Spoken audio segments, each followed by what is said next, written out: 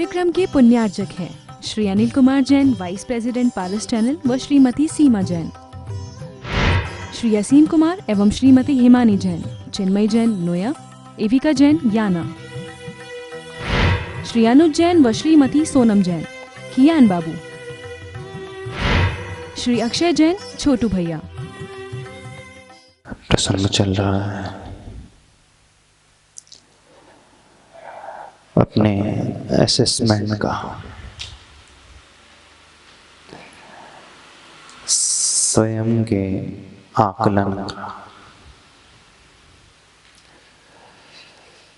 अपन सभी लोग दूसरों का असेसमेंट बहुत अच्छे से करते हैं, है ना? हर व्यक्ति दूसरों की परीक्षा करता है, आकलन करता है, उसके बारे में धारणा बना लेता है, सोच लेता है कि ऐसा है वैसा है। एक सबसे आसान बात होती है दुनिया में दूसरों की कमियां निकालना, नहीं होती? बहुत आसान होता है। हम दूसरों को देख करके ये जजमेंट दे देते हैं कि आपके भीतर अथवा उसके भीतर ये कमी है। और सबसे कठिन होता है अपनी कमियां निकालना, अपनी वीकनेसेस को फाइंड आउट करना, उस ओर दृष्टि लेकर के आना।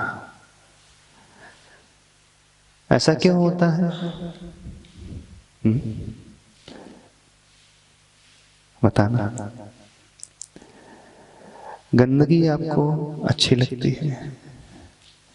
गंदगी चाहे आपके घर में हो, चाहे पड़ोसी के घर में हो, किसी को अच्छी नहीं लगती?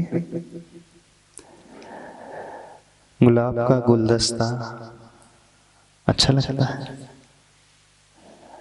गुलाब का गुलदस्ता अपने ही घर में अच्छा लगता है कि दूसरों के घर में भी अच्छा लगता है? दूसरों के घर में भी अच्छा लगता है। और गंदगी ना अपने घर में अच्छी लगती है, ना दूसरों के घर में अच्छी लगती है। यानी हमें सुगंधी हर जगह पसंद है और दुर्गंधी, गंदगी कहीं भी पसंद नहीं। तो फिर ऐसा क्यों होता है? कमियां अपनी अच्छी नहीं लगती हैं? लगती है। और कमियां दूसरों की, अच्छाइयां दूसरों की अच्छी लगती, क्वालिटीज दूसरों की अच्छी लगती। अपन उसे देखना नहीं चाहते हैं, ईर्ष्या से भरने लगते हैं। दूसरों के गुण अपने को डाइजेस्ट नहीं होते हैं और अपने अवगुण उसे हम हटाना नहीं चाहते। अभी आपने कहा था कचरा चाहे आपके घर में हो चाहे दूसरों के घर में हो पसंद नहीं है, और गुलाब चाहे आपके घर में हो अथवा दूसरों के घर में हो आप पसंद करते हैं। तो ये दोहरी नीति क्यों होती है कि अच्छाइयां हम अपनी ही पसंद करते हैं, दूसरों के भीतर हो तो पसंद नहीं आती, और बुराइयां, कमियां, वीकनेसेस अपनी मिराइयों की ओर अथवा यूं कहें अपने घर के कचरों की ओर दृष्टि नहीं जाती, वो अच्छा लगने लगता है। उसी के साथ व्यक्ति रहने का आदी हो जाता है। और दूसरों में बहुत क्वालिटीज भी हों तो भी मन को अच्छा सा नहीं लगता। कितने लोगों को अच्छा लगता है? बताओ। खुश होते हैं हम दूसरों की क्वालिटीज को देखकर कि ईर्ष्या से भर उठते हो? डाइजेस्ट कर पाते हो? सामने वाले का नेम, उसकी फेम, हाँ?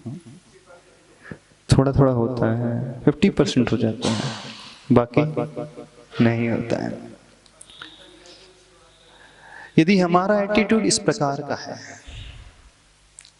तो एक बात मानना, जीवन में हम कभी प्रोग्रेस नहीं कर पाएंगे। लाइफ में प्रोग्रेस करने के लिए, ऊंचा उठने के लिए हमें इस एटीट्यूड से ऊपर उठना होगा। जैसे गुलाब चाहे स्वयं के पास हो अथवा दूसरों के पास हो, हमें वो अट्रैक्ट करता ही है, और गंदगी चाहे स्वयं के पास हो अथवा दूसरों के पास हो, वो हमें डिस्ट्रैक्ट करता है, करती है ना। तो बस जीवन को भी इस ढंग से देखना शुरू करो। यदि हम कुछ पाना चाहते हैं लाइफ में, रियली कुछ अचीव करना चाहते हैं, तो दो फॉर्मूले हैं। एक तो सामने वाले की क्वालिटीज को अडॉप्ट करना सीखो, प्रसन्न होना सीखो, और कमियां अपने भीतर हैं तो दृष्टि उस ओर लाना सीखे। जहां बैठते हैं ड्राइंग रूम में, यदि कचरा हो तो तुरंत आप सफाई करवा लेते हो।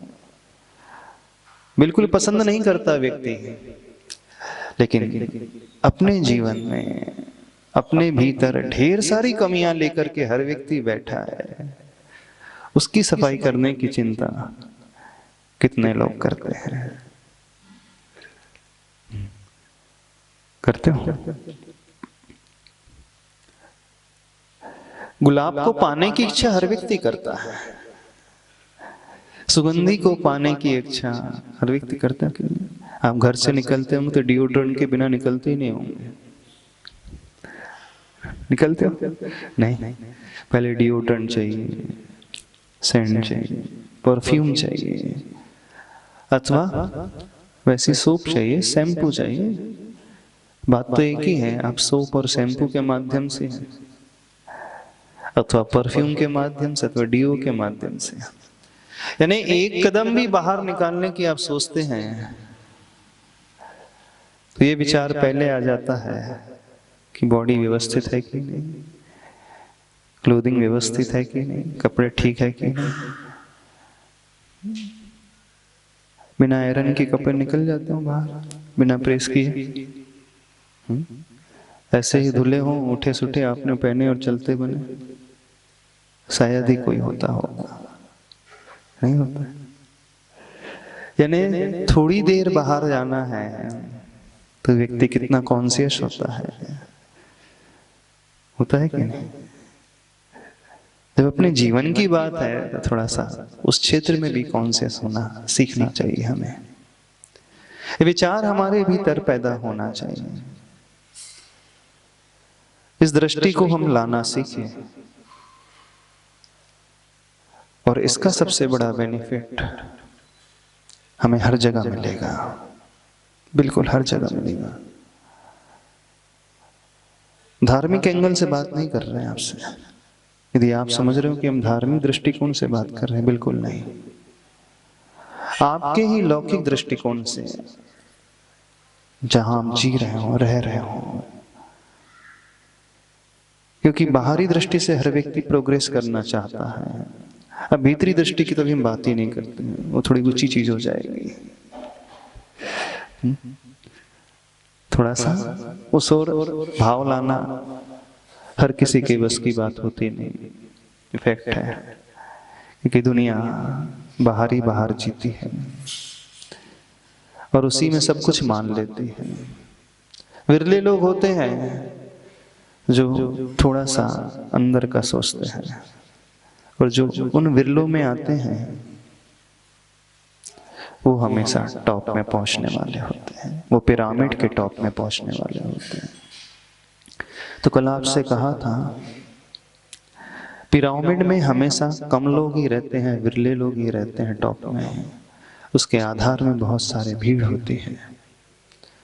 मैं कोशिश करो कि हम थोड़ा सा ऊपर उठना सीखें,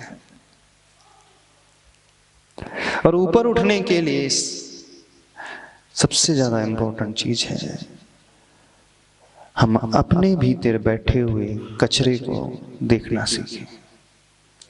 अपने भीतर जो गंदगी है उस ओर दृष्टि करना सीखें। जो कमियां हैं उसे पॉइंट आउट करना सीखें। जितनी आसानी से हम दूसरों की कमियों को पॉइंट आउट कर लेते हैं, बस थोड़ा सा अपने आप को भी देखना सीखें। तो कौन कौन सी कमियां हैं, कल अपन डिस्कशन किया था, जो हमें सोचने के पश्चात भी आगे नहीं बढ़ने देती है। एक सबसे बड़ा फैक्टर होता है, कौन सा जानते हो? पेसिमिस्टिक व्यू, निराशावादी सोच। एक बहुत बड़ा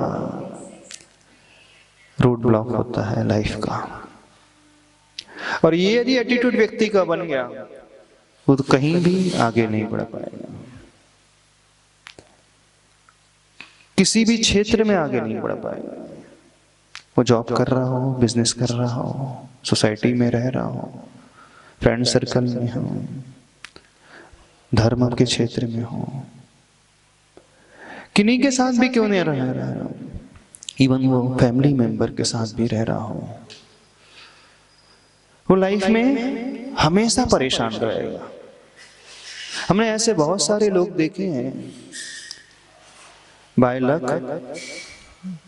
उन्हें बहुत कुछ मिल गया, पैसा भी है, फैमिली भी है, अच्छी फैमिली भी है, लेकिन फिर भी वे आनंद में नहीं रहते। ऐसा व्यक्ति हमेशा परेशान रहता है।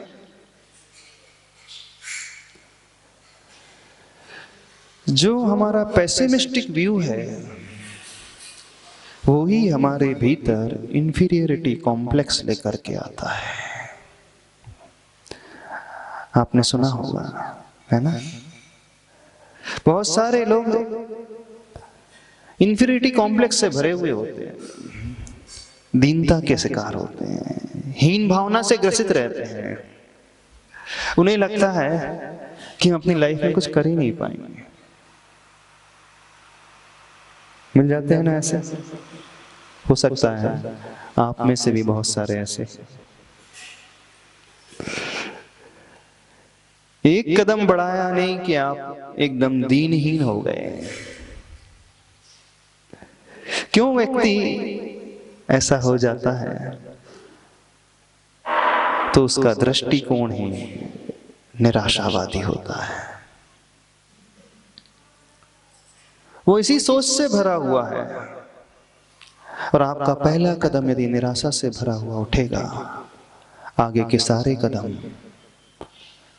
निराशा से भरे ही रहेंगे।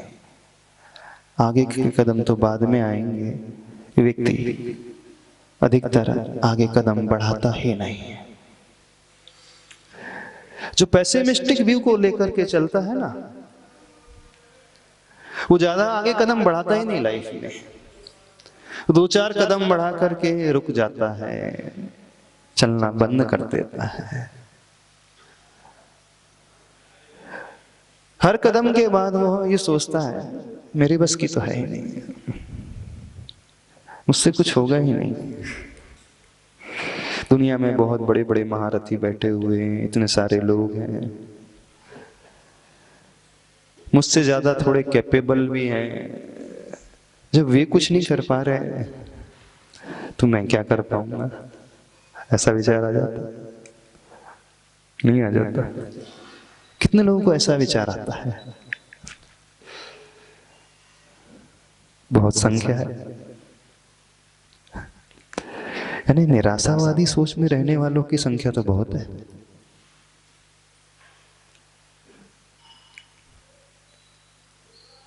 क्यों ऐसी सोच पैदा हो गई?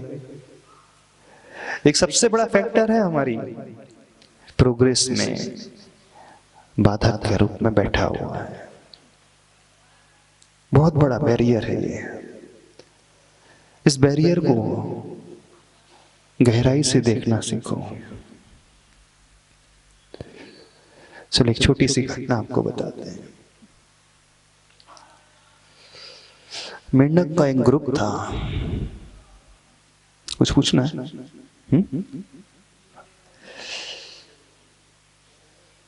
जंगल में वो ग्रुप था। घूमते घूमते उसमें से दो मेंढक एक बहुत गहरे गड्ढे में गिर जाते हैं। गहराई इतनी थी कि उछक करके ऊपर आना निकलना आसान नहीं था। वे दोनों मेंढक नीचे गिर जाते हैं और उनके साथ रहने वाले जो मेंढक थे वो भी देखते हैं झांक करके, अरे ये तो बहुत गहरा गड्ढा है, अब इससे ऊपर उठना बड़ा कठिनाइयों से भरा हुआ है। तो दोनों मेंढक कोशिश कर रहे थे किसी तरह उछल करके आ जाए। थोड़ी देर तक पुरुषार्थ करते रहे, कोशिश करते रहे किसी तरह हम ऊपर आ जाए, लेकिन उनका पुरुषार्थ व्यर्थ जा रहा था। तो अन्य सारे मेंढकों ने देखा मंजिल बड़ी कठिन है। उन्होंने आकलन किया कि गहराई इस गड्ढे की इतनी है कि हमारे तो बस की बात है ही नहीं। इतना पुरुषार्थ करने के पश्चात वे थोड़ा भी ऊपर नहीं आ पाए। तो उन सारे मेंढकों ने कहा मिलकर के, देखो ये गड्ढा बड़ा खतरनाक है, हम सबको यह लग रहा है कि आप इसमें से उछल करके ऊपर नहीं आ पाओगे। बहुत देर से आप सभी तुम दोनों मेहनत कर रहे हो, लेकिन तुम्हारा परिश्रम व्यर्थ सा जा रहा है। अब ज्यादा उछलने की कोशिश मत करो, क्योंकि मंजिल बड़ी कठिन है। यही बात सारे मेंढक करते गए। इस कार्यक्रम के पुण्यार्जक हैं श्री अनिल कुमार जैन, वाइस प्रेसिडेंट पारस चैनल, व श्रीमती सीमा जैन। श्री यासीन कुमार एवं श्रीमती हिमानी जैन, चिन्मय जैन नोया, एविका जैन याना। श्री अनुज जैन व श्रीमती सोनम जैन, कियान बाबू। श्री अक्षय जैन, छोटू भैया।